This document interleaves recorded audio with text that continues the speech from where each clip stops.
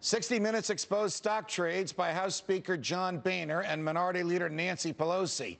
In Mrs. Pelosi's case, she apparently bought $1 million to $5 million of Visa, stock in Visa, in one of the most sought-after initial public offerings in recent American history.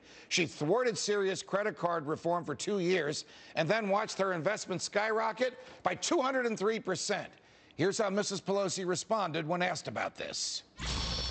Did you consider that to be a conflict of interest?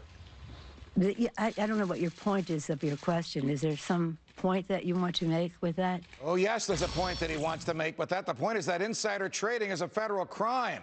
So why can members of Congress do it, but the rest of us can't? Here with insights is Texas Republican Congressman, former Judge Louie Gohmert. Congressman Gohmert, I thought I saw you here this morning. Now you're in D.C. You're all over the place. Welcome back to Freedom Watch. Well, thank you. Always good to talk to you, Judge. How is it that members of Congress, I'm not accusing anybody except Mrs. Pelosi because of the research that CBS News did. I haven't done it. I haven't seen it. I'm just relying on what they said. How is it that members of Congress, Mrs. Pelosi in particular, can trade on inside information and the rest of us, if we do it, will get prosecuted? Well, apparently it's one of those things where, Judge, Congress makes the laws, and over these years, people have been able to exempt themselves from them. Now, in some areas, we over-criminalize what should be just a civil fine. That people shouldn't be looking at prison for violating just a civil fine type offense. But, you know, one of the things that just staggered me coming up here, too, is it's not just the sale of stock and things like that. You can have a Speaker of the House, as we have, exempt a group from, say, minimum wage law increases that helps your own family.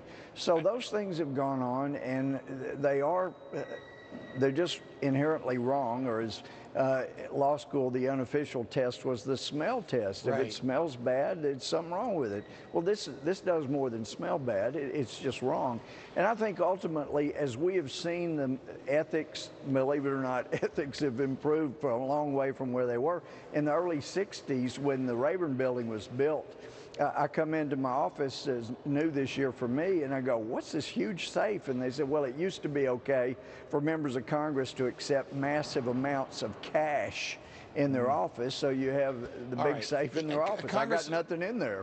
So we're improving, but we ought to have blind trust for those that have assets. I had to sell off all of mine just to run for Congress. Let me ask you this. Isn't there a principle of law, we'll call it the equal protection principle, we'll call it the contract with America back in the early 90s, that basically says whatever laws apply to some of us have to apply to all of us, and whatever laws Congress writes to regulate our behavior has to regulate their own behavior. Question, is there still an arrogance in Congress that the laws are for us and not for them?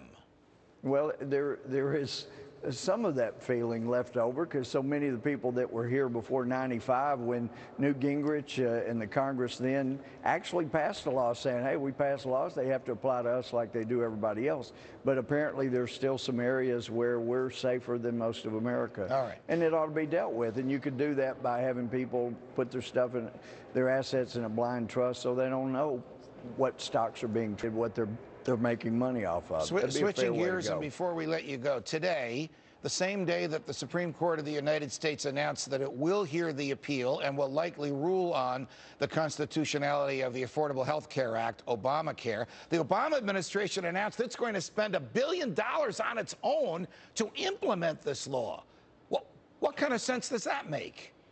Well, the same sense that they're working on spending the $105 billion in order to make it happen before the Supreme Court can even rule on this. If they get all of this done, then regardless of when the Supreme Court rules, it may be too late. We need action now, and we need Congress to step up and do it.